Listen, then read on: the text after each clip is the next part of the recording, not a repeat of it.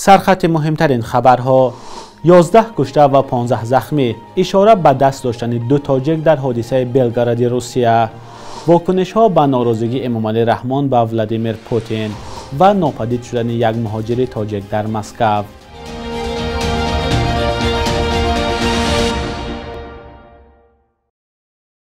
درود بینندگان عزیز، هفته نوتان بخیر باشد. برنامه نوید بامدادی است با آخرین خبرهای تاجیکستان و جهان.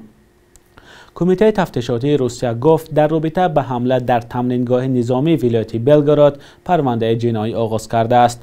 وزارت دفاع روسیه شام 15 اکتبر اعلان کرد که در یک حمله تروریستی در تمرینگاه نظامی ولایت بلگراد 11 نفر کشته و 15 نفر زخمی شدند. به گفته مقامات روس، 2 زاده یک کشور عضو اتحاد دولت‌های مستقل هنگام مشق تیرپرانی به سوی همخدمتان خود تیر پراندند و خودشان هنگام آتش جوابی کشته شدند.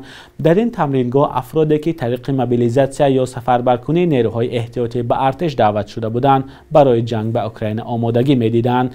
مقامات روسیه نمیگویند که 2 فرد حمله‌گر زاده کدام کشور بودند. مشاور پرزیدنت اوکراین گفته است حمله‌وران از تاجیکستان بودند. الکسی ارستوویچ مشاور ولادیمیر زلنسکی گفته است که حمله‌گران پس از بحث بر سر دین به سوی همخدمتان خود آتش کشیدند. معلوم نیست که مشاور پرزیدنت اوکراین بر اساس چه دلیل حمله‌گران را تاجیکستانی نامیده است. مقامات تاجیک هنوز به این حادثه واکنش نکردند. برخی رسانه‌های مستقل روسیه گفتند که حمله‌وران 3 نفر بودند که یکی از آنها از جای حادثه فرار کرده است. چندی از منبع‌ها گفتند که 22 نفر کشته و 10 تن دیگر زخمی شدند. صحبت‌های پرزیدنت امامعلی رحمان در حضور همتای روسش ولادیمیر پوتین واکنش‌های زیاد را در شبکه‌های اجتماعی به میان آورد. امامعلی رحمان روز 14 سپتامبر ضمن یک نشست در شهر آستانه از ولادیمیر پوتین خواست که تاجیکستان و دیگر کشورهای آسیای مرکزی را حرمت کند. مگر ما کدام یک بیگانه هستیم؟ ولادیمیر ولادیمیرویچ از شما خواهش که نسبت به کشورهای آسیای مرکزی دیگر سیاست مثل زمان اتحاد شوروی سابق نباشد، گفت امامعلی رحمان. ویدیو سخنرانی امامعلی رحمان را بیش از 4 میلیون مرتبه در یوتیوب تماشا کرده هزارها نفر شرح نوشتند. بسیاری از کاربران امامعلی رحمان را برای آشکار گفتن حقیقت برای ولادیمیر پوتین احسن و آفرین خواندند، اما تعدادی از کاربران دیگر خود امامعلی رحمان را تنقید کردند که اگر در طول 30 سال حکومت داری برای مردم شرایط مناسب زندگی و کار فراهم می آورد، مناسبت با او و تاجیکستان دیگر بود. در جشنواره روزهای فرهنگی تاجیکستان در وینا که از 21 تا 26 اکتبر سال جاری دایر می گردد، نمونه لباس‌های طراح تاجیک خورشید ستاروف نمایش داده می شود. در این جشنواره هنرمندان و کاسبان تاجیک هنر دسته خود را به نمایش می گذارند. همکاران ما سرویناز روح‌الله و امیر ایسایف از آمادگی طراح تاجیک خورشید ستاروف به این جشنواره گزارش تهیه کردند که همراه می‌بینیم. پیراهن‌ها از اطلس و ادرس و چکن و گلدوزی و سوزنی. خورشید ستاروف طراح معروف تاجیک است. او مجموعه لباس‌های خود را تهیه دارد که هفته آینده در شهر وینای اوستریا نمایش داده می شود. این جشنواره در دایره هفته فرهنگی تاجیکستان برگزار می شود. 2 نمایش می شود. یک نمایش لباس‌های چکن و اطلس و دیگر نمایش لباس‌های که ساده ترند و برای استفاده بردن همه روزه. 2 نمایش می شود و این هم باشد روزی 21 و 23. غیر از این هنرهای مردمی در آنجا می روند و اینچنین نمایش مود با موسیقی و صدای هنرمندان تاجیک زنده روی صحنه می آید. خورشید ستاروف دعوتنامه به این جشنواره را بعد آن به دست آورد که 1 سال پیش گروهی کاری از وینا به تاجیکستان آمده با هنری طراحان و هنرمندان تاجیک آشنا شده بودند. مجموعه لباس‌های خورشید ستاروف را دختران خوش سلیقه از اوستریا در روی صحنه نمایش می‌دهند. البته که راه خیلی دراز است و راه که راهش گران است، به همون خاطر تشکیل کنندگان روزهای فرهنگ تاجیکستان در وینا علاقه از دانشگاه دیزاینری و دانشگاه از مدل اگنستو مدلی آماده کردند. 20 نفر مدل که این لباس‌ها را به بر می‌کنند و به نمایش می‌گذارند. جشنواره روزهای فرهنگی کشورهای آسیای مرکزی در اوستریا هر سال برگزار می شود. امسال مسئولان این جشنواره تاجیکستان را انتخاب کردند.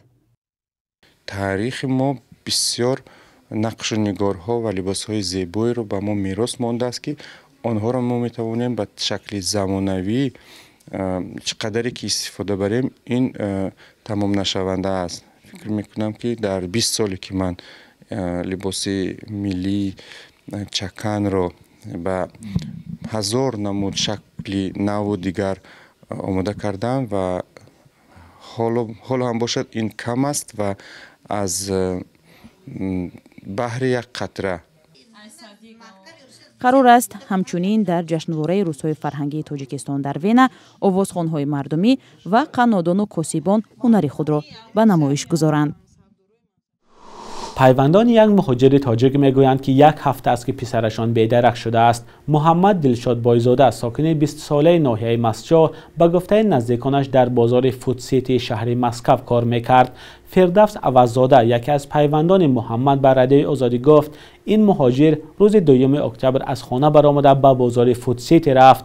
باری اخیر روز 10 اکتبر با ما تماس داشت، بعد از آن تلفنش دست نارس است. افسود این ساکن ناحیه مسجد. فردوس دلشاد بایزاده سال 2 است که در مهاجرت بوده است. تلاش های پیوندان این مهاجر برای پیدا کردن او در بیمارخانه و شعبه های پلیس مسکو به نتیجه بوده است.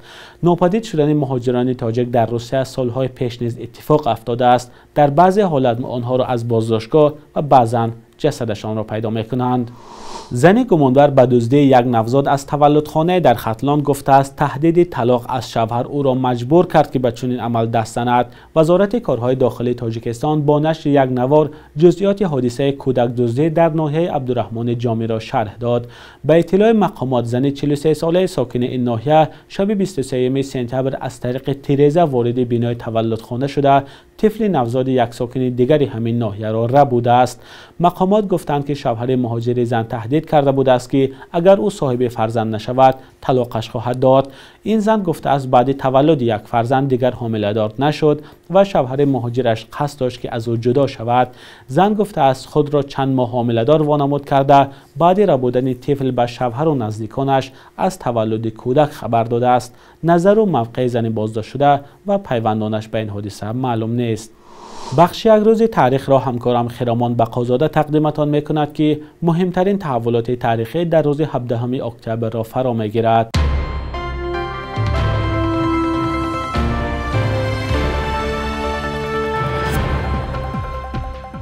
17 октябри соли 1943 шодӣ шабдолов таваллуд шудааст ки дар таърихи сиёсии тоҷикистон чун роҳбари ҳизби коммунист ва як вакили танқидгару ошкоргӯи парлумони тоҷикистон ёд мешавад. шабдолов ки саркӯби озодиҳову гуногунандешӣ ва ҳам қонуншиканиҳоро дар интихоботҳо танқид кардааст, гуфтааст пояи иқтисод зербинои ҳар кишвар аст. роҳбарият бояд ба зербино таваҷҷӯҳ кунад, на ин ки ҳамаи моликиятро ба ин тараф ва он тараф ба ҳар баҳона тақсим кунад. натиҷаашро имрӯз дида истодаем.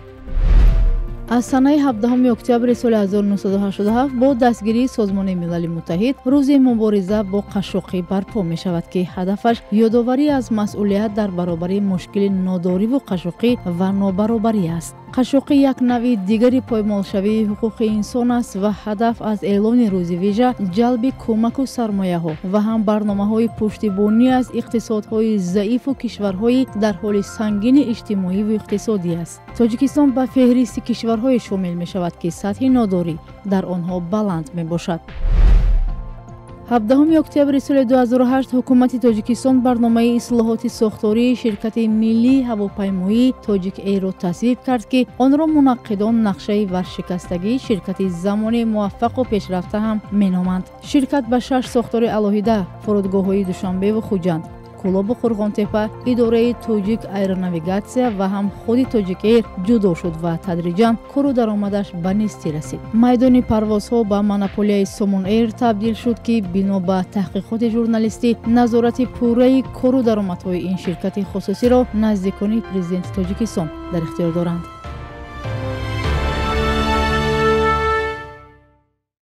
قرب روبل روسی نظر به آخر هفته گذشته کمی بالا رفته ارزش دلار آمریکایی باشد کاهش یافته است. صبح امروز در بانک‌های تجارتی تاجیکستان 100 دلار آمریکایی به 1015 سومانی برابر است. 1000 روبل روسی باشد به 159 سومانی عوض می شود.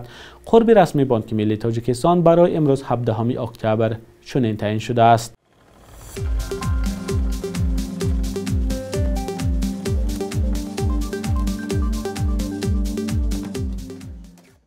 بینندگان عزیز، به پایان برنامه نوید بامدادی رسیدیم. منتظر نظر و پیشنهادهای شما هستیم. تشکر.